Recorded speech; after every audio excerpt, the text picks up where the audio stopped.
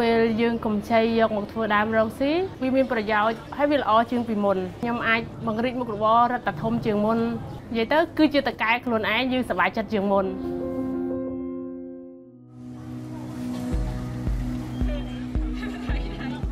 ពីមុនមកខ្ញុំគ្រាន់តែធ្វើការឲ្យគេនិងពេលល្ងាចខ្ញុំទៅខ្ញុំរៀនអ៊ុតសក់បន្ថែមបន្ទាប់មកដោយសារខ្ញុំចាប់ដៃគ្នាមួយប្តីខ្ញុំក៏គាត់ចង់ឲ្យយើងបង្កើតមុខរបររកស៊ីខ្លួនឯងដោយថាគាត់មិនចង់ឲ្យយើងទៅធ្វើការឲ្យគេដោយសារយើង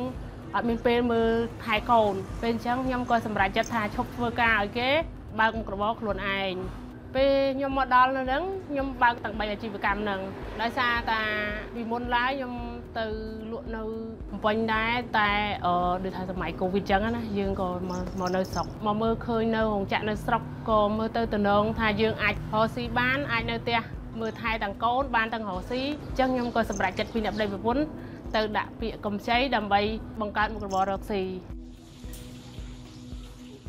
បងឡើយគឺខ្ញុំបើកតែមួយគឺតែតម្រូវការគឺលក់បាយអញ្ចឹងតែយើងមានជំនាញនៅក្នុងស្រាប់ហើយតែគ្រាន់តែយើងជួទៅពេលអត់បានអញ្ចឹងដល់ពេលហើយយើងជួនៅក្រៅទេតែយើងលក់បាយបានតែមួយទេបាទបន្ទាប់មកចេះលក់ទៅមានតូបគេចេញទៅវាតំណេមួយទៅតែយើងមានជំនាញសាឡនក៏យើងជួមួយទៀតទៅបើកសាឡនមួយទៀតអញ្ចឹងតែគ្រាន់តែចោះទេតែដល់ពេលបន្ទាប់មកយើងចេះលក់ទៅមានគេចេញមួយទៀតក៏យើងជួបើកសាឡបងលក់ទូរស័ព្ទទៅលក់ម៉ូតូអីចឹងណាបាទចេះតែរៀនផងលក់ផងទៅចាប់ផ្ដើមស្នើកម្ចីគេមករកស៊ីអញ្ចឹងណាបងយើងអត់មានតែយកឯកជនឬក៏យកបាទលុយរាប់រយគឺអត់យកទេដើម្បីវាការពារហានិភ័យយើងមកឡើងតិចយើងចេះតែលក់តិចទៅ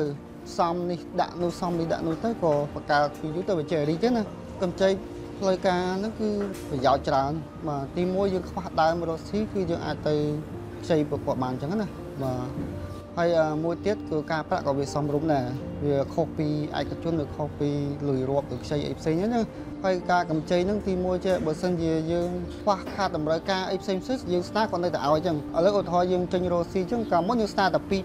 3000ទេកំណត់គាត់គឺរយៈពេល6ខែអញ្ចឹងបើយើងបង់ល្អអញ្ចឹងទៅអានេះគាត់ឲ្យខ្ចីពីលើ5000 6000ក្នុងមួយថ្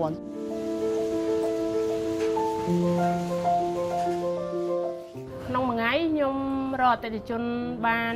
បើសរុបទាំងចានទាំងគេខ្ចប់វាអាចបាន100នាក់អីហ្នឹងពេលព្រឹកនិយាយទៅនៅរោងចក្រនេះវារៀងតិចដែរពេលអញ្ចឹងអាចថាបានពេលថ្ងៃ100នាក់ជាងឬក៏តិចជាងហ្នឹងហើយខ្លះឥឡូវហ្នឹងយើងក៏អាចឲ្យប្តីរៀនជំនាញបាននឹងយើងអាច